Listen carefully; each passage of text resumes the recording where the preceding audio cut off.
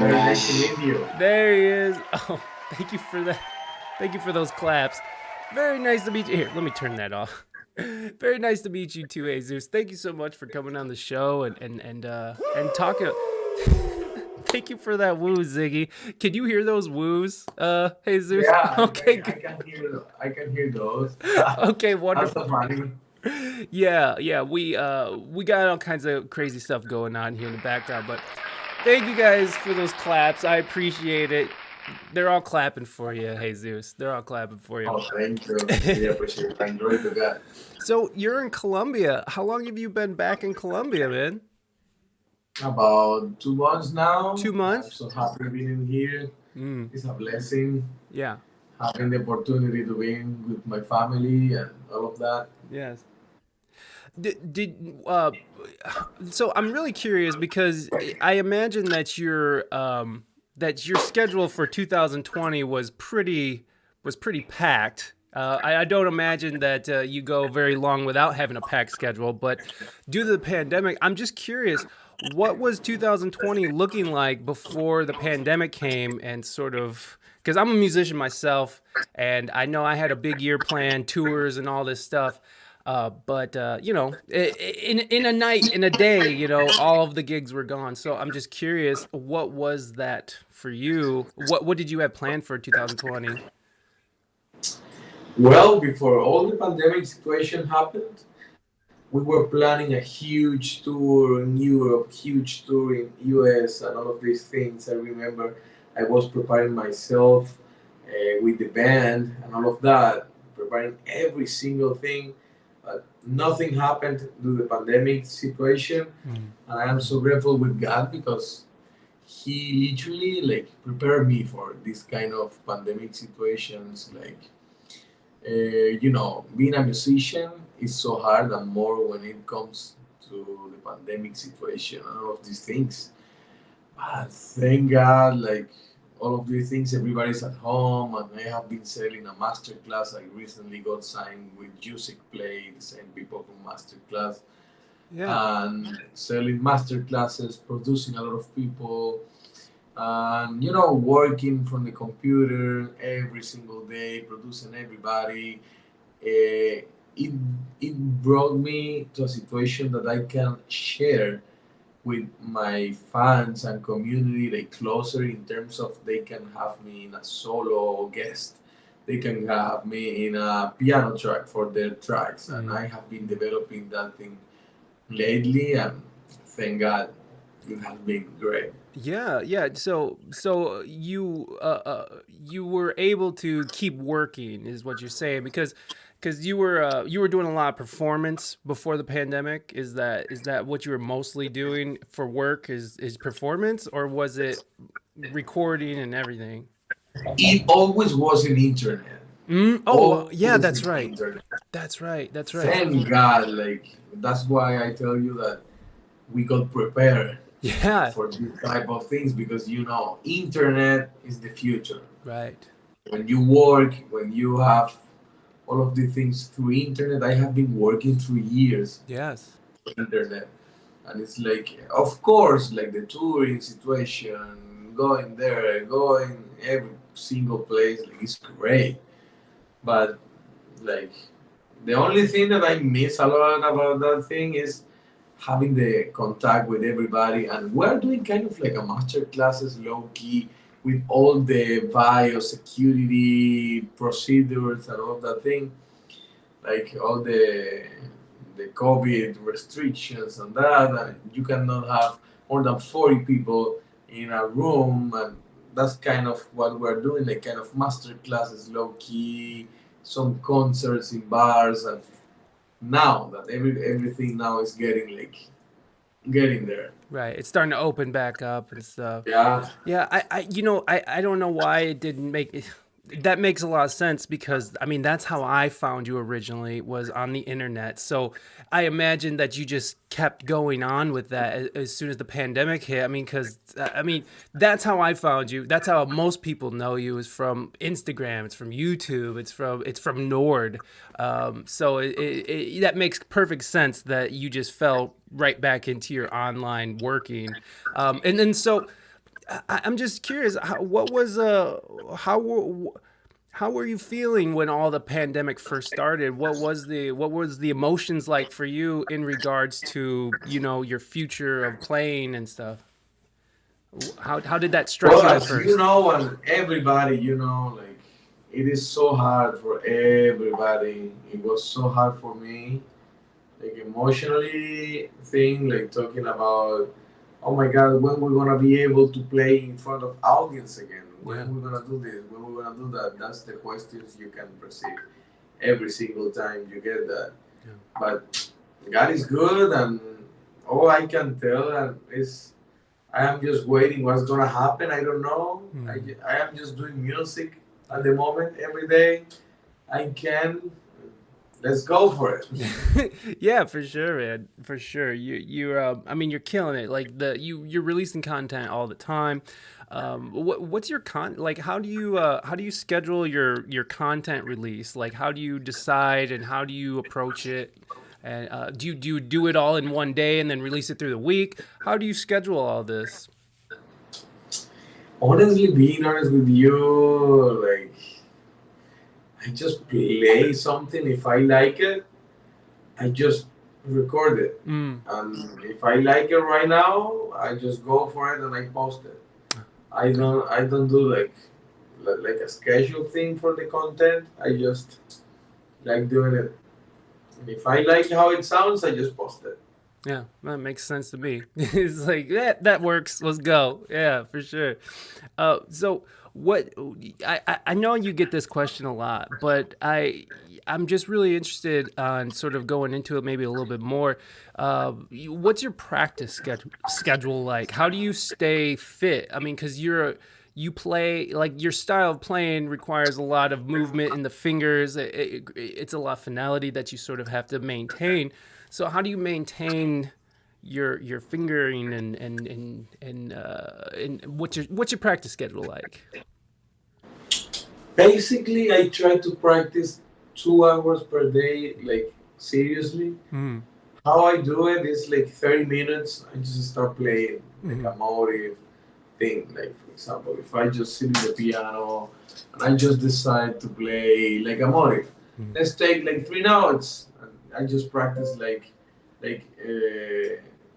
all day, all the 30 minutes with the 3 notes. It's C F C, and I start creating melodies around that. Mm. You know, Yeah. and 30 minutes exploring what can happen.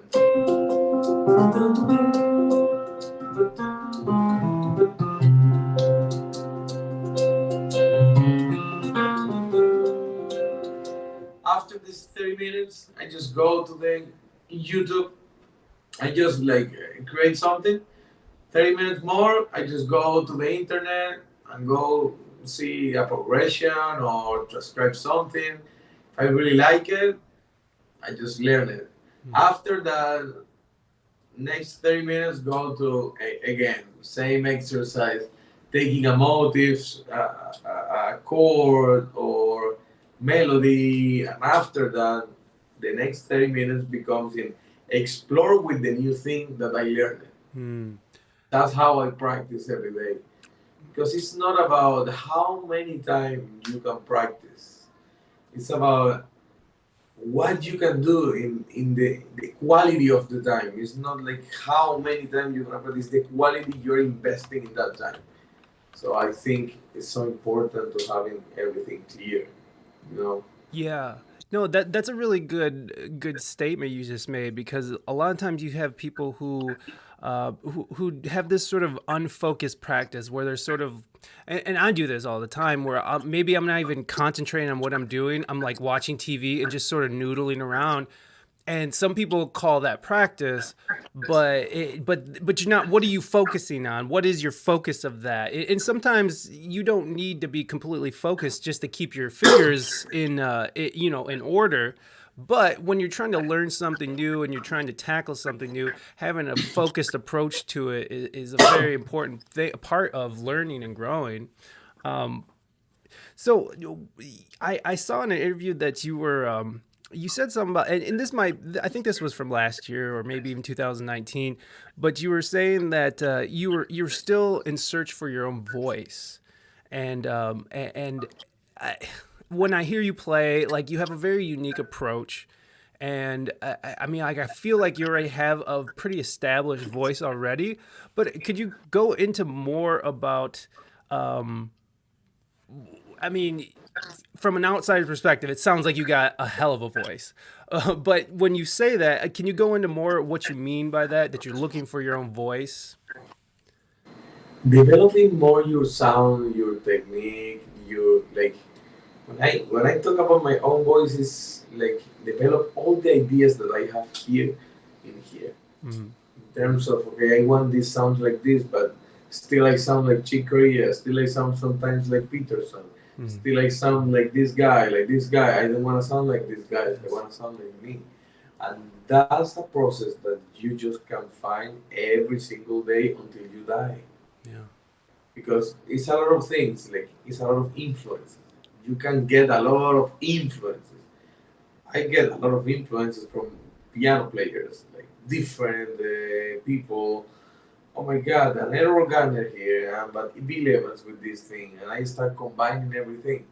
But what about you combine all of these styles and you try to put a little bit something from you?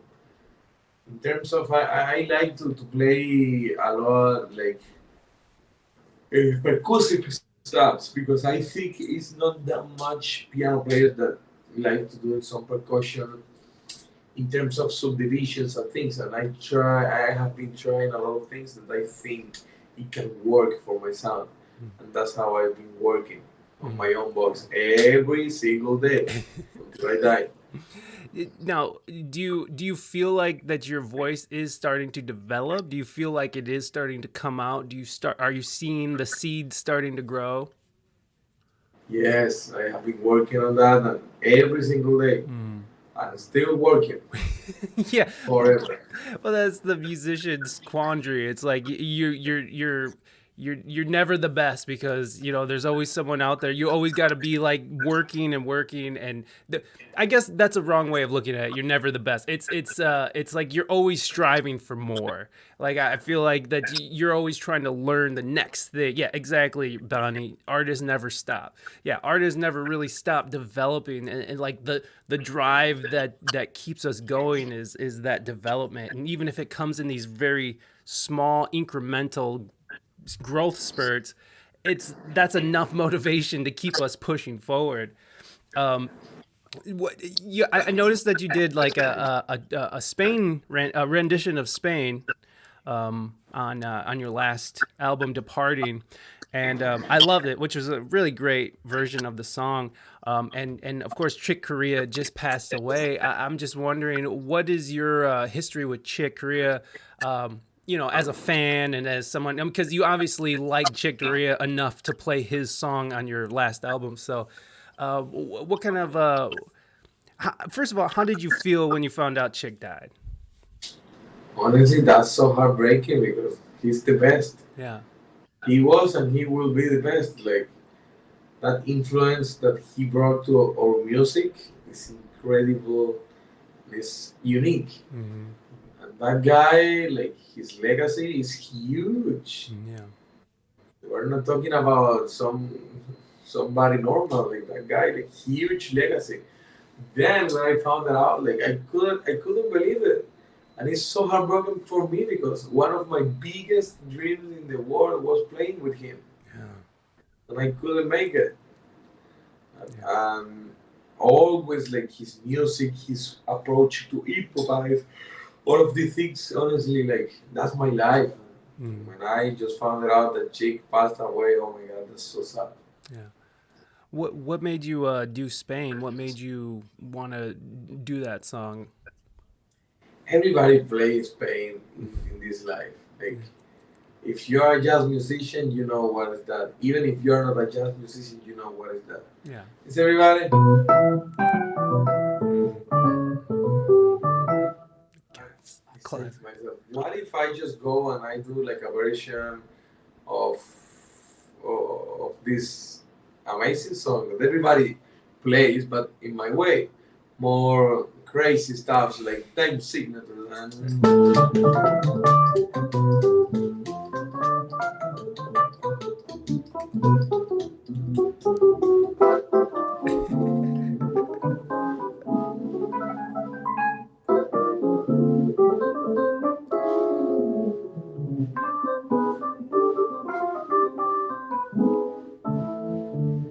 that thing. Like I just say, okay, I'm gonna do like a version of that, and I just go for it, and now like I know that he saw the version because the version became like kind of viral thing. Mm-hmm.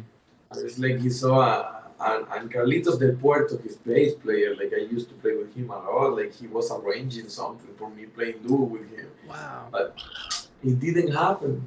Yeah. I'm so sad, and I hope God has him in His glory. I mean, I couldn't imagine he's not. You know, I couldn't imagine Chick is not up there. Well, what was interesting about Chick Corea is that he was a Scientologist. Did you know that he was a Scientologist? I didn't know that. Yeah, he was really. Are you familiar with Scientology at all? Ah, Are you familiar with Scientology at all? nothing. I know you're a Christian. I know you're a hardcore Christian, and Scientology is it's a religion that was born in the 1950s by a sailor named L. Ron Hubbard, and well, he was in the Navy for a little bit, but it's actually like a really weird religion that turned out to, like Tom Cruise is a part of it and John Travolta. And so like it was really odd when I found out that Chick Corea was a part of it because it's turned into this very culty type of situation. Yeah, I'm not judging Chick Corea at all. I'm just thought it was interesting, you know. And we were just talking about we hope that God has him in his hands. So I don't know what's going on there, but no, Chick Corea is a huge influence on me too. I really like how you approach songs. Like even I played that Whitney Houston cover you guys did, that you did with Michaela. I think that's how you say it. And you guys took a Whitney Houston song and turned it into this sort of, I don't know, like what do you call your style of jazz when you take a song like Spain and you start flipping the time signatures and you start doing it? What do you call that style? Because it's some kind of jazz, but I don't know how to even label that.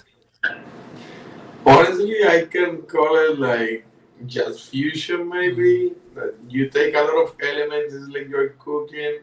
When you just go in the morning and you just take eggs and you just put everything in there.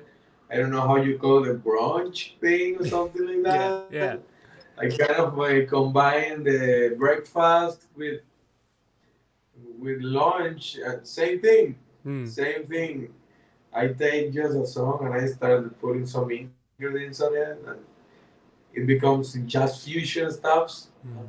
more other advanced things. But Is that the type of music you really enjoy playing? Is fusion, jazz fusion? yeah, Yeah. fusion jazz. Lately, I have been singing because some certain contracts and certain things want me to release like an album singing in Spanish and like commercial music.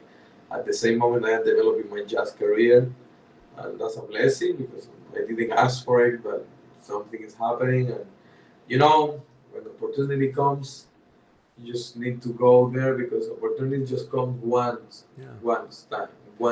So just That's go in, for it. that's interesting. How do you feel about doing a pop thing, going more of a mainstream approach to things? I love it. I love all of that music. I love country so much. I love pop a lot.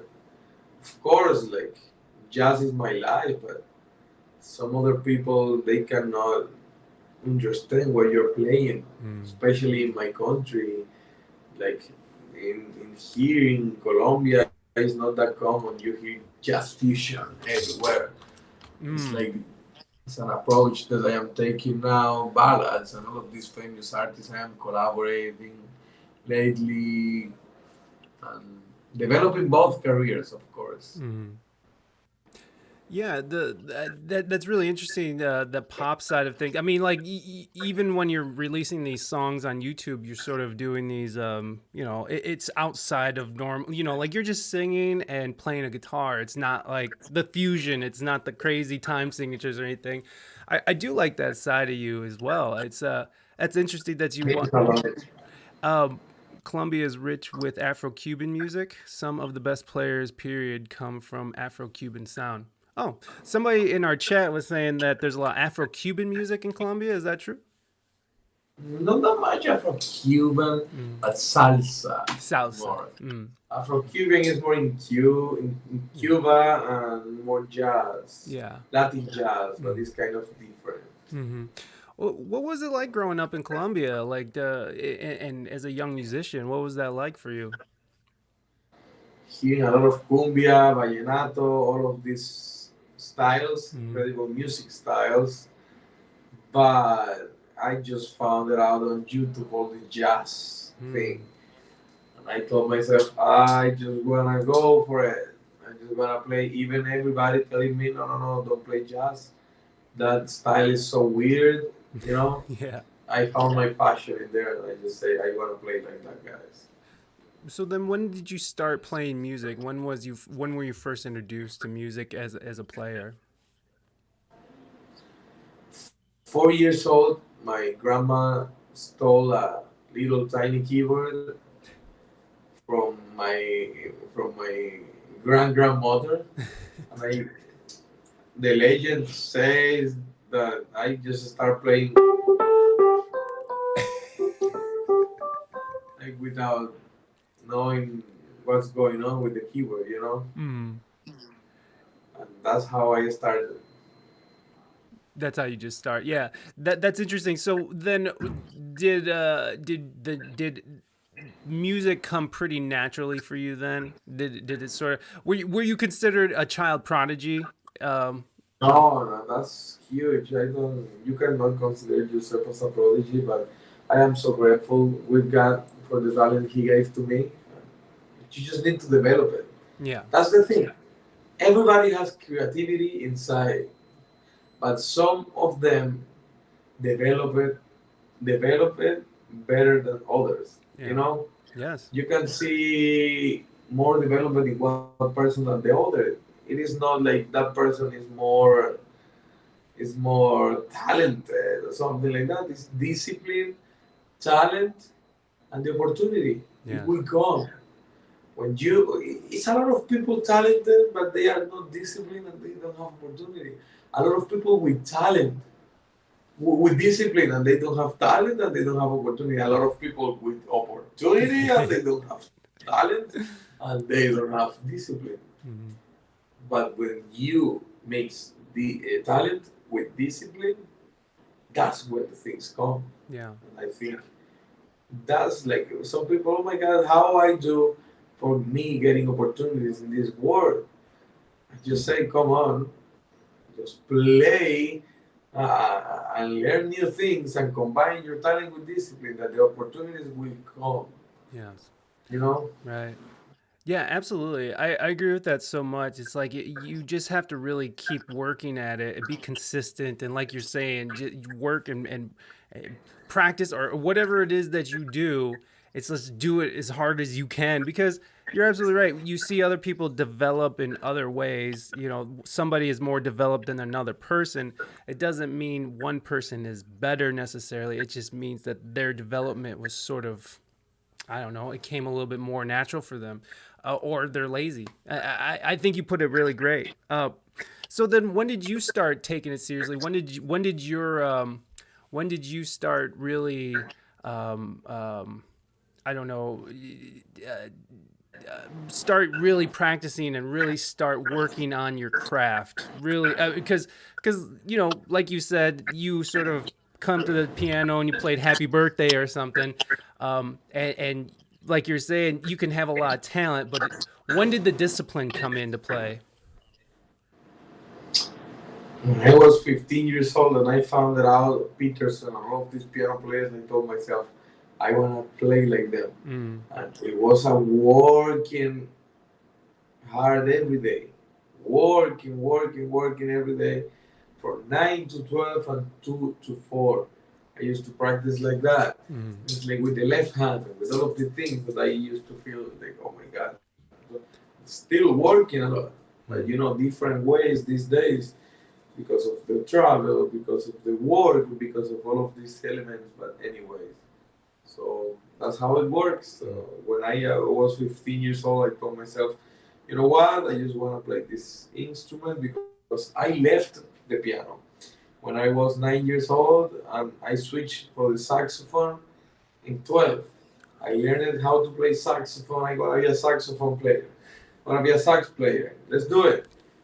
12, 13, 14. And when I found out Eric Marienthal, he was one of my heroes. Thank God he's one of my albums. But before that, I told myself I want to play like Eric Marienthal, the saxophone. And I just found it out a piano player, Brian Culberson, playing with him. And I told myself, oh my God, I really want to play like that guy. Yeah. And I told myself I want to be a piano player. But after I switched to piano, and I say, you know what? Piano is my thing. I want to play piano again. And What? I start taking it seriously, professionally. I'm playing every day, studying the piano in the best university in the world with the best master in the world. That is your room in your house with Jesus Christ. It was my main inspiration. So That's wonderful. What is undisciplined? So what did before 15 look like? How did you approach practice and getting better then before you locked in and started really you know uh, disciplining yourself to work? I didn't practice that much back then. I just for fun playing in Mhm. the church and learning new stuff, but not that much, not seriously. Hmm. So it was just you sort of just messing around, having fun, and because it kind of came natural to you, you were probably good enough to do all these different things, but but you didn't discipline yourself. You weren't disciplined enough yet to develop those skills. Is that sound about accurate? You had a natural ability sort of to play, and so you're just sort of were playing and having fun, and then you decided to get at it. Yeah, man. Yeah, That's yeah, the truth. yeah. I agree, Mendez. Piano is such a marvelous instrument. The I have a lot of similarities to that because I have a natural ability, but I never developed it, especially to your level, obviously. But obviously, I don't know why that's not very obvious. You don't know me, but I had that natural ability to sort of pick things up quickly, and I never really sat down and developed it. You're a multi instrumentalist, and you're self taught, correct? Yeah. How do you feel like that added to being a self-taught musician and a multi-instrumentalist? Do you feel like that added to your playing now, or do you think that got in the way of your playing? I think everything is a process, and for sure, like being a self-taught musician and learning by your own and all of the things, of course, that it will help me a lot with all of the things in my process now, of course. Because the way I practice, the way I think, the way I define things on music, it depends about my background, Mm. and that's how I just got it. Yeah, for me, I feel like being a because I'm a multi instrumentalist as well. Sometimes it kind of hinders me in development in certain ways, but it definitely gives me a better ear when it comes to production. So I have a better ear for putting music together than I do sitting there noodling on a jazz solo for over chord progression. My, do, do you feel like having okay, so someone in the chat asked if you can read music. Can you read music? Not that good, honestly. I Mm. just charts. Hmm. I can read charts, big band, and some melodies, but not like classical Mm. reading music. I cannot do that. That's too hard for me. How was that going to Berklee? How did that transfer you not reading so well? Oh my God, the professors, they were so mercy with me then. Yeah, yeah. Um, well, so you were able to sort of do figure out enough to get through. Are you still attending Berkeley? I know you're not there now, but did you? No, thank God I just got graduated. I got graduated like May 8th, 2020. Oh, congratulations, man! And Nice. you know, the pandemic situation, you cannot like post, like, nah, it was online graduation, it doesn't work. Oh man, yeah. I think a lot of people kind of got screwed out of their graduation. Well, but you did it. That's amazing.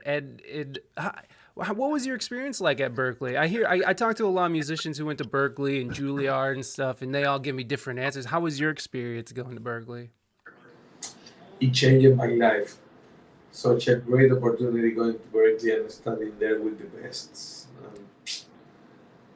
Just opportunities that God can give to you Yeah. for free, everything. Honestly, like being like privileged in there, like all of the musicians around the world, like every single guy that you met there, everybody wants to be better, everybody wants to improve, and it's like I just met one of my incredible best friends and incredible musicians that they gave me a lot of input in my music, and I learned so much from them. Yeah, yeah. I heard Esperanza Spalding was teaching there. Did you ever get a chance to work with Esperanza?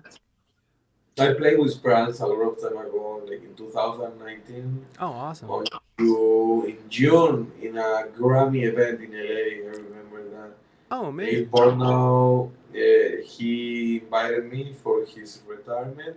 Mm, He was the ex director of Grammys. okay. He invited me, Yolanda Adams, Speranza Spalding. This guy, it's a lot of people from the industry in there that I remember that night incredibly, like such a privilege, like me playing in around all of these incredible people. Such a great opportunity from God. Yeah, yeah, totally. So did you have any experience with her as an instructor at Berkeley, or did you never really interact with her at Berkeley? Not in Berkeley, but in that event, and we played together and all of that. How did you? I'm a big fan of Esperanza Spalding as well. So I'm curious, how was your experience working with her? Incredible experience, like that guy, that girl can play, like Yes, you can, and sing. musicality, Yeah. like that's unique. Yeah, yeah, she has such a interesting and cool, unique way of melody and the way she sings and the way that she shadows her notes on her bass and stuff. Yeah, big fan of Esperanza. So then with Berkeley, did you find that that because of your limitations of reading music, did you have any problems with that? I know you said that you kind of got that kind of gave you a little they were kind of giving you a little trouble. No, no, he does go to Berkeley Mental. Oh, I'm sorry. Did he know Shreya Ghoshal? Do you know who Shreya Ghoshal is? Maybe I'm saying that wrong. No, No, some I don't know. someone in Honestly, like it wasn't like anything. Like I thought, like it's gonna be like a problem, but the professors they can help you so much, hmm and they can tell you how to do it and how to prepare the music. yeah. Honestly, like sight read ensembles, I couldn't. hmm But anyways, God is good, and I could make it like just with time and just with help. Right. No, no, I feel you, man. I had a hard time in college too because I don't read as well. It's so I read. It's like you could read it, but making your fingers do what it says in the time that it says to do it is a different thing. It's like I know how to read it, but reading it fluently is not in my wheelhouse at all. Um, oh, that's cool. Mental, nice. Thank you for that. Um, so then I'm coming from a internet background. What was that transition like for you? Oh, what was that transition for you going like coming from like your bedroom in your studio making videos and doing your thing? What was that like going from that to traveling around the world and playing everywhere and All I can say with that experience is just checking like all the arenas and all of the people in the arenas, and I just say to myself, "Thank God where you brought me, like from my room in hometown to these incredible experiences, like playing incredible music." yeah. What I mean, it had to be kind of a little bit of a shock to sort of go from small town Colombia to all of a sudden having all this notoriety and being flown everywhere. Was that kind of a culture shock for you, or was it, or did you handle it with grace and it was easy and it was an easy transition for you? Honestly, like yeah, it was a cultural shock, of course, because of my life living in here. But it's kind of similar in some ways, in other ways, not that similar. In what ways? In terms of food, in terms of moods, Yeah. way to see the world. Like I don't know, that people that is not that much warm. Here Mm, we are so warm, I see. Latinos we are so warm, Right. and just simple things. Mm-hmm. Yeah, yeah. I know America can be kind of a cold place. Americans can be just sort of apathetic at times. But how was it? How was it sort of going from? How was it? What was it like to like start school and stuff? I mean, especially you speak English pretty well. But I imagine that English is your second language. So, what was that like for you with the language and going to school here? Is that like what? How did you sort of get past those barriers? Oh, that part was hard for Mm-hmm. me because I just arrived to Berkeley not knowing anything in English, and still I'm learning because it's so hard for me. The pronunciation, the accent, all of the things. I learned that. I learned in Berkeley English. Like I remember, I just came my very first time and I just say, "I Jesus Colombia." I didn't say anything else. Mm. I learned it there, and it's my second language, and still learning because it's so much work. It's too much work. Yeah, it is. I was married to American, and I was literally like I learned a lot, Yeah. all the fights and all of that things. So you need to work in your English for understanding better. Right. No, we got a question. We got another question from the chat. How do you see the future of classical music? Because it's only in movies now. So this is from Mental Warsey. I don't know how to say your last one, buddy. But Mental asked, "How do you see the future of classical music?" Because It's not very popular in the mainstream, and I guess he's saying you only see it in the movies. So, from your perspective, how do you see the future of classical music? Oh my God, this is a hard question because I think classical music is better than jazz right now. Wow. Because at least you can see classical music in movies, and you know how much money are behind the budget in movies. Yeah. Talking about jazz, was in bars, and right now bars and festivals, and with the COVID situation, Yeah. it is gone. I think classical. I think I need to be a conductor or something like that. Different. Yeah. Well, jazz is like one of those genres that is it's very popular for it's very popular for a very small group of people, and not everybody can get behind jazz and like you were saying earlier because you're sort of getting contracted to do some pop stuff and that's a little bit more straightforward and people it's a little bit more palatable for people. Why do you think jazz is such a why do you think jazz is so hard for people to sort of really enjoy? Honestly, I don't know, but jazz I think is more for musicians. Yeah, I agree with you. Jazz is more for people that wants to listen like use it. it used to be so famous, like Mm-hmm. when they used to play like Yeah. Right. back then, you know. Right. But now jazz is more for musicians, Yeah. and I don't know like what's gonna happen, and you know we just play music because we love jazz Right. and all of that. But all the opportunities I am getting right now is from the singing things and the pop situation, you know. Yeah. It's like I just go for it, but still that jazz is on my heart and I never gonna finish and Right. I never gonna quit jazz. I'm Yeah. gonna play every single day jazz. Yeah, man. Yeah, no, jazz is amazing. Thank you, Ziggy. Jazz is amazing. No, I love jazz so much, but I think you nailed it right on the head. It's like it's definitely for musicians. When you think of like these new jazz groups, these fusion groups that are sort of making a mark, like Snarky Puppy, and there's a bunch more. Like what? Give me a second, I'm so Yo, no sorry. problem, man. Do your thing. Yo estoy ahora mismo me están. I'm gonna give him a little privacy because he's talking to somebody. So we'll let him have a little privacy so he doesn't have to dishing out money. That was tight. Sorry, this is No a worries. urgent thing. No worries, man. You do you, man. This is a very casual thing. So I like that you're just like, all right, here's take the money and go. That was tight. That was tight. You're married, right?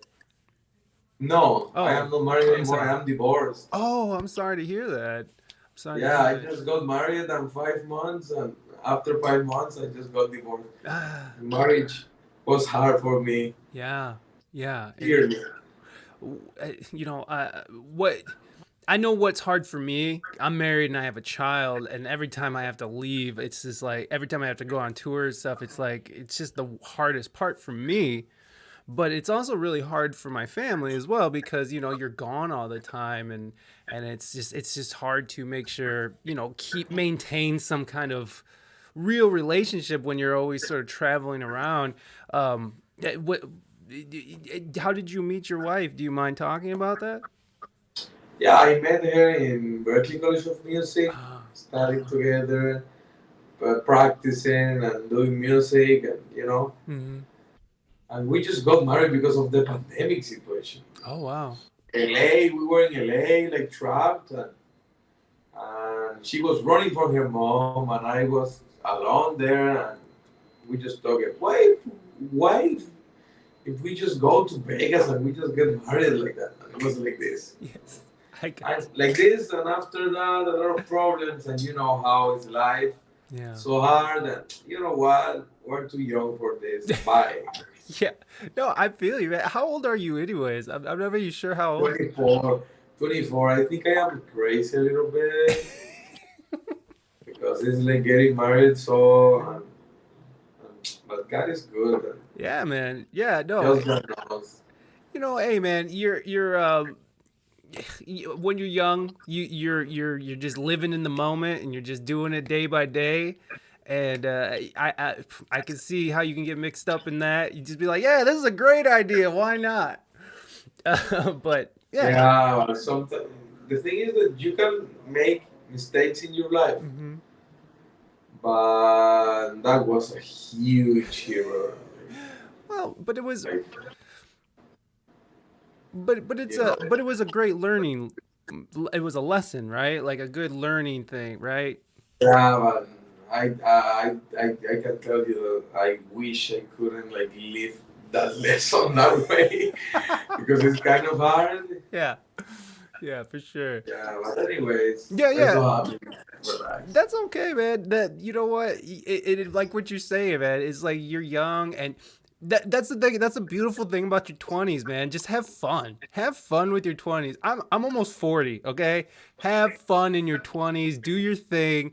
Live your life, my friend. Because as soon as you do get locked down, or as soon as you do, have taking on more responsibilities with family, things change. I'm very happily married with my family and stuff, but a lot of things change, and expectations change, and you know, and it's not very conducive with a traveling musician's life. So I'm actually glad that I'm finding a different way in music through through the podcast, because traveling and playing gigs all the time is kind of a drag sometimes. How do you feel about the travel and going from plane to plane and hotel room to hotel room and doing the whole thing? Like, how is that for you? Do you enjoy the touring life? I really enjoy it so much, and I Mm, miss that. Like going everywhere, playing everywhere. right. That thing was my thing. But let's see what's gonna happen again. Who Yeah. knows? Yeah, you'll be at it again, man. They're opening up and there's vaccines out. I'm sure that you'll be tearing up the road again here shortly. But that was the beautiful. But again, the beautiful thing was is that you had this internet presence already. You had this whole life you built on the internet for yourself. So That's a blessing. yeah, so this pandemic, it was similar for us too. My wife was a teacher. She teaches voice lessons online. So it was literally just, she just kept working and she only got more busy. And me too. You know, I got busy with a bunch of different stuff. And I don't know, man. As a musician, do you feel like it's important to sort of have different avenues of expression? I mean, I guess it's an obvious sort of question, because you were able to, you got all these performances that were canceled, and I'm sure you lost out on a lot of money from that, but you were able to sort of focus in on your already made career on the online. How important do you think it is to have multiple ways of expressing your talent? Completely right what you're saying. Yeah. So you agree? I got you. We got some more questions here building up. What is a weak area you would like to work on technique wise? Keep working in my tempo, keep working in all of the subdivisions. Basically, that's the weakness. Like practicing, like maybe sound and clean and more clean. Like, Mm. that's something that we need to work every day. What's the last thing that you were trying to overcome? Like for me, I'm constantly trying to work out my left hand on the piano, so like I'm always running drills on it. What's the last thing that you've really had to work at to overcome, like maybe a bad habit or something? It should be time signatures and Mm. creating stuff. That's what I'm overcoming every day. Yeah, different time signatures, getting outside of just the 4/4 and 3/4 or whatever the common ones are. Yeah, yeah, that one throws me through a loop too, man. Which, anyway, thank you, Reina, for that question. That was a great question. Here's another one there. What's this? Lydian who played. Okay, there are many kids who are going towards this. There was a kid, Lydian, who played. I'm not sure what that question is, Mental. If you could rephrase that, I'll be happy to ask. But I don't know what that question is. Sorry, man. Sorry, Mental. Yeah, resubmit, please. Please resubmit, and we'll get that asked. Um, so with your hold on. With your master class, what does that involve? What are you doing with your master class? Because I saw that on your website, and I thought that was really cool that you're doing sort of these master classes and stuff. So what encompasses that? No, it's a blessing. They called me for doing this master class Mm, about jazz improvisation and all of that, mm, and I just gave my mm, perspective about how to improvise, how to make your own improvisation. Like, okay, I am improvising, but I am just talking, and it's kind of like what I was expressing in this masterclass technique and all of this and a lot of things, a lot of good exercise, harmony, improvisation. Actually, we are planning to release a new masterclass by tomorrow. I am not that sure. We're gonna release a new masterclass. It's a secret, but it's not a secret anymore because I am telling you guys right now. Well, here you go. You heard it here first, folks. Spilling the goods. Yeah. So basically, that's how I have been working Mm-hmm. the master classes.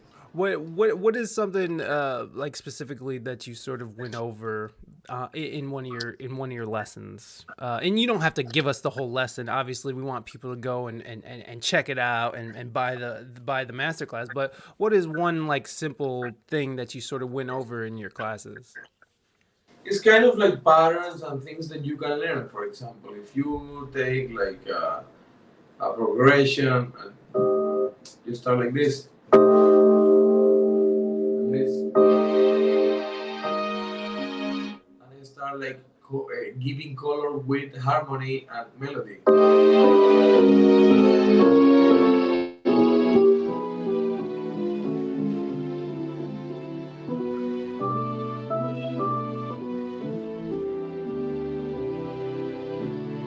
And things like that, that Mm. we work a lot of progressions, a lot of things, and That's dope. Thank you very much for even and telling us that. What how do you feel about sort of have you ever tried to do like gospel type music? I know that's sort of a kind of starting to get popular, especially online. Sort of gospel chops and stuff. Have you messed with that kind of music with like gospel and that kind of vibe? yeah, it was part of my music for a long, long time. But I was crazy about that. Oh, okay, okay. Learning because I love combine a lot of styles, Mm-hmm. traditional jazz, gospel, and but the gospel chops, like the pentatonic and all the things. And honestly, it's important, but I think jazz is like the root of everything. Yeah, I agree with you. I agree with you. The one thing about gospel that is cool that I really like that it sort of does take from all these different genres because you'll be playing rock, you'll be playing jazz progressions, you'll be playing blues, and they kind of take from all these different genres. And I played for a gospel church for a few months, and it was like boot camp for me. Like I couldn't even hear the chord progressions because they move so. I mean, you know what I'm saying. There's just so many chords going. There's so much movement going on. Hey, what's up, lovely Lace? Good to see you. Thanks for being here. Okay, so here comes the question again. So Lydian played piano and won $1 million. What do you think about kids who are practicing daily, and but only one wins? Ooh, okay. So, did you understand that question? Do you want me to read that again for you? I think that question can talk about the opportunity. Mm. That kid, Lydian, I think he's Indian. I think I know him. Oh, okay. That guy practice every day and combines the discipline Mm. with the talent, and that's how it comes. Right. That's how he wins. The only way. Right, right.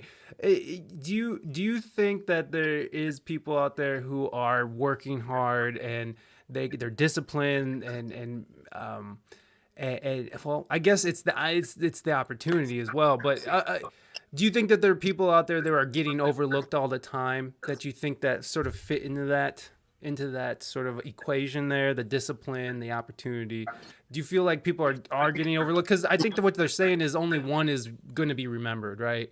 Like out of all the different contestants, like Lydia, out of all the different contestants, he won, but all those other kids are working maybe just as hard as him. Do you think that? I mean, how do you explain that to kids who are putting in all the effort and who are doing that? How do you explain them sort of getting overlooked in these situations? Honestly, that situation is like you just said. Like, not everybody has like that thing. I just call that my way Mm-hmm. of call that thing is God's grace. Mm-hmm. Because it's a lot of people that can play the instrument. That's another side. Mm-hmm. A lot of people can play the instrument, but nothing happened and nothing happened. Just God knows with who gonna happen and with not. Yeah.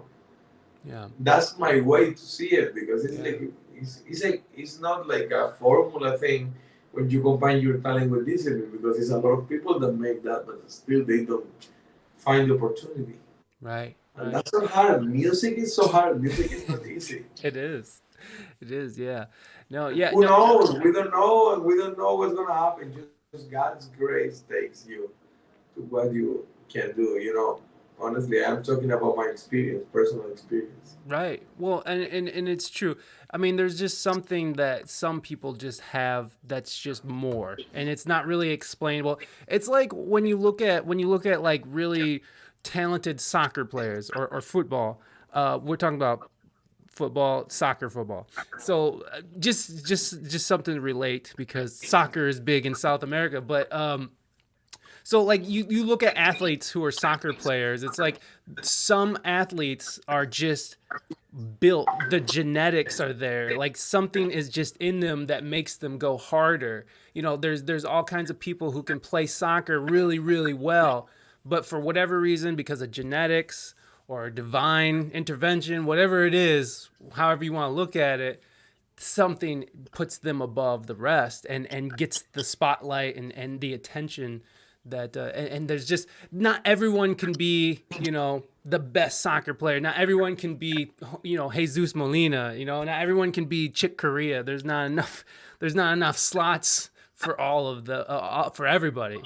So it is like this really strange thing, and you call it divine, and it's a path, and it's just something that's there. It's really interesting to see who sort of rises to the top, because I know so many wonderful musicians who are just so talented, who will probably die in obscurity because for whatever reason that's just their path. um how do you see destiny? Do you believe in destiny? I mean, or divine paths? Do you believe in that kind of thing? Honestly, I agree with all you're saying. Hmm. I believe in God has a purpose with everybody. You know, Yeah. that's what I believe. And honestly, like that thing will happen with who He wants. Yeah. Like I don't know. Like this could be a controversial topic. But anyways, like we could take a lot of paths, a lot of ways of talking, or define how it works, especially in these days. Yeah. But who knows? All I know, all we need to know is just go for it. Let's make music, and that's it. Yeah. Yeah, for sure. No, I like your attitude about it. It's just like, I don't know, let's just do it. Let's go. I like it, man. Um, we how important is mental health for you, especially for you're always smiling. You're always when you're playing, and I heard that you're always smiling because you're grateful to God that you're able to do that, and that's great. But what is it like? I mean, do you have days when you're not so smiley? I mean, how important is mental health to you, and what does it look like when you're not smiling? And when I don't know, do you have bad days? I'm just curious. Of course, man. I think bad days are part of us a lot. For example, today was one of these days that I just wake up and I told myself, you know what, I'm gonna do nothing. I don't Mm, wanna do anything today. yeah, You know, yeah, it's kind of like mental health is so important, but I think we need to stay positive and stay encouraged. And all of this situation in this world, like, oh my God, like we're living literally last days. We don't know what's gonna happen. We are just playing music and seeing what's gonna happen with us, with artists. right, COVID is killing everybody, and COVID is a reality, as a reality as the mental health is too. yeah, And I think for your mental health, you need to be surrounded by great people, surrounded by incredible environment that you can create in peace. And that's how I see mental health, the importance of mental health in our lives. yeah. Do you? We had a question from the chat here. They were asking, do you, if you're, when you're feeling especially emotional, do you go to your piano to get the emotion out? Now I just cry and that's it. Fair enough. Yeah. But music has something. Music has a huge power Um, that you are like literally like emotional or something and you just go and play. Mm. and something happened. Honestly, Yeah.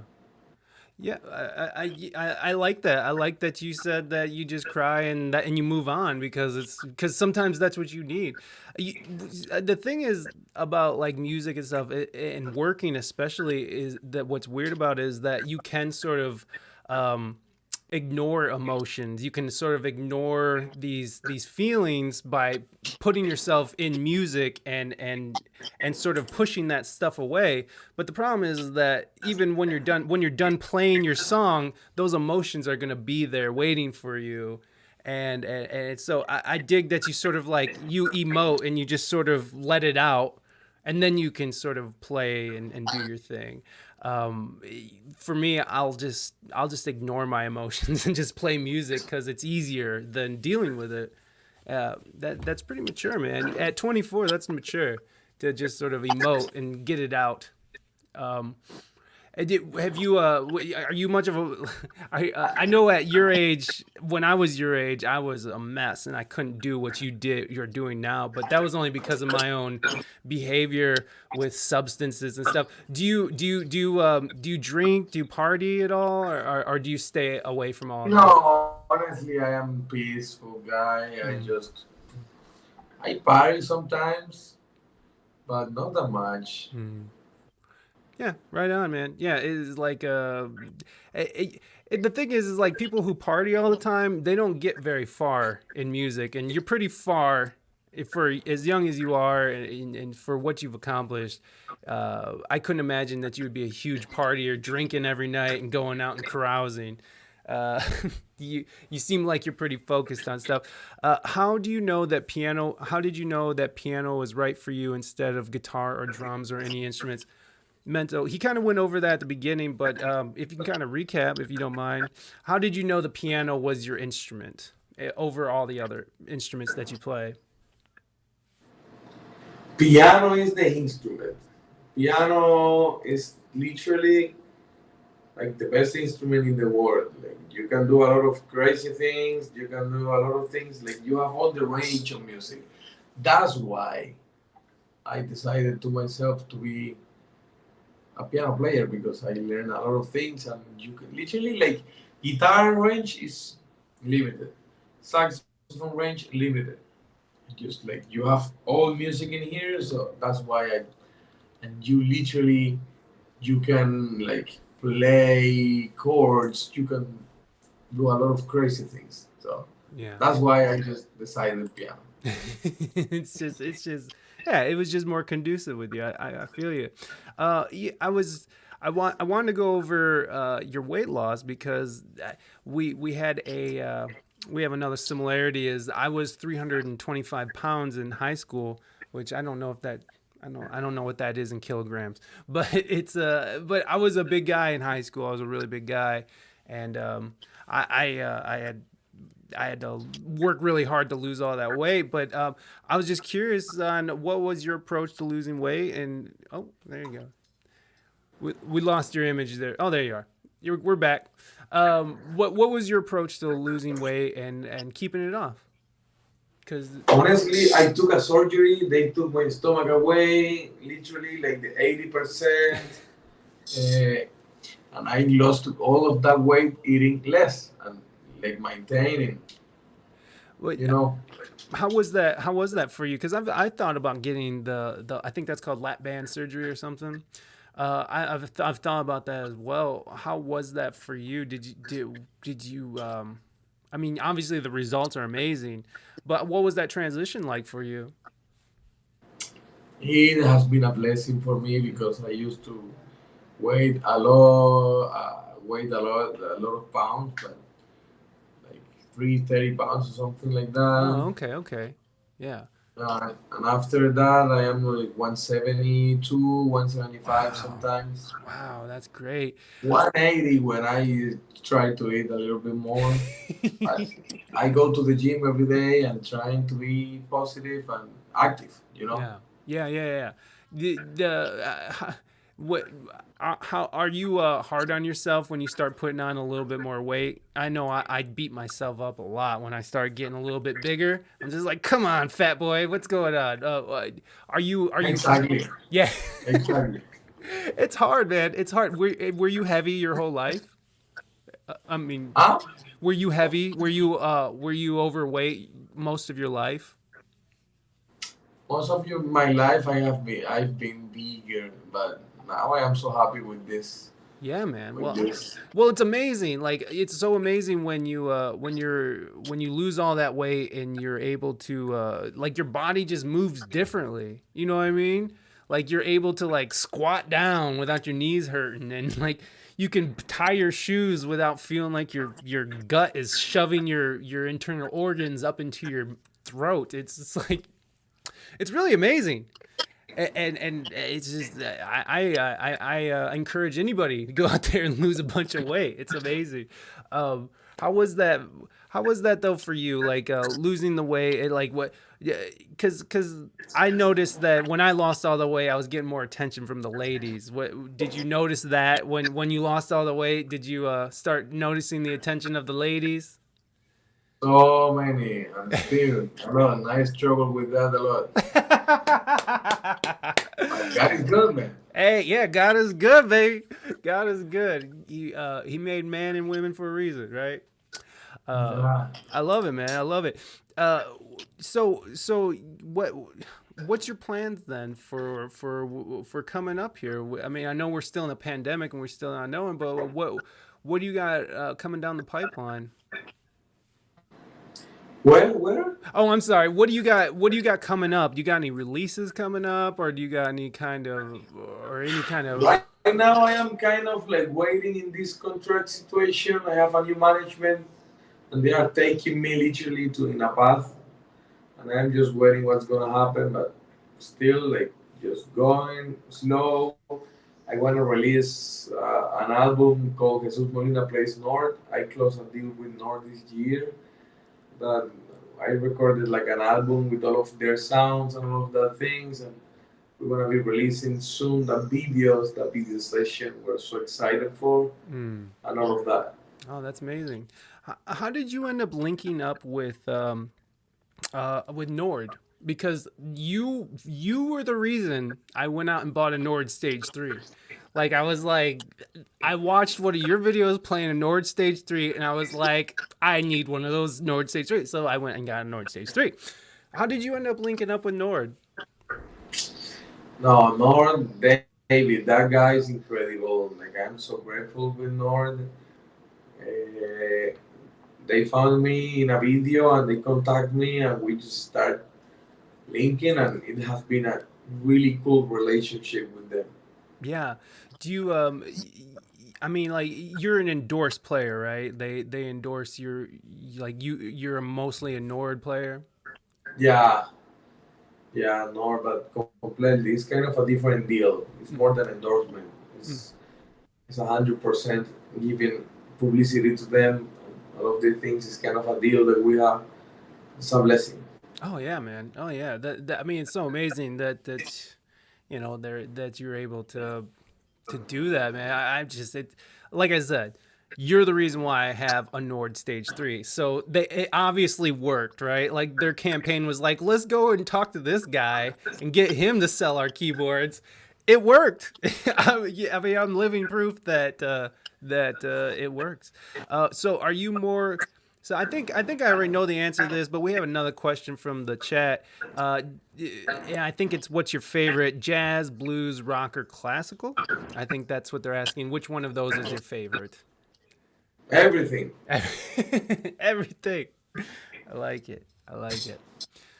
Um, what is the best advice that you've ever gotten?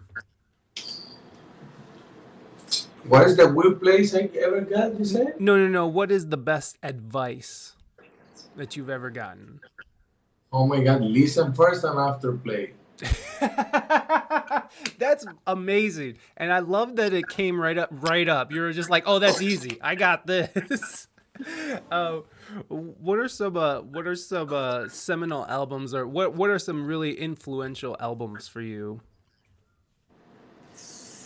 I know That's that. a hard I that's a know. hard situation. That's a I. hard because it's a lot of albums, a lot of things, you know. Mhm. But Chick Corea albums, Oscar Peterson albums, and all of that. Yeah. So Chick Corea and Oscar Peterson, those are your guys. Yeah, that's my guys. Edward Gardner, Bill Evans, and Yeah. more people. Yeah. Yeah. Are you familiar with Art Tatum at all?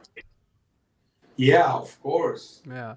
Yeah. Art Tatum is from the city I'm in. It's Toledo, Ohio, and yeah, there's like murals around of him. But he was an incredible player. He was like one of those players. I had a friend, an older friend, who was telling me that he was able to transpose music in like just he was just able to sit down and just he could play any song in any key, and he was like half blind, and he was just this incredible player that just I don't know, man. He's one of my favorites. It's Chick Corea and Art Tatum are one of are a couple of my favorite, and Herbie Hancock, of course. You can't go wrong with Herbie Hancock. Montreal Yeah. legend. Nice. So what, hold on, I'm looking through my questions here. I want to make sure I'm not missing things.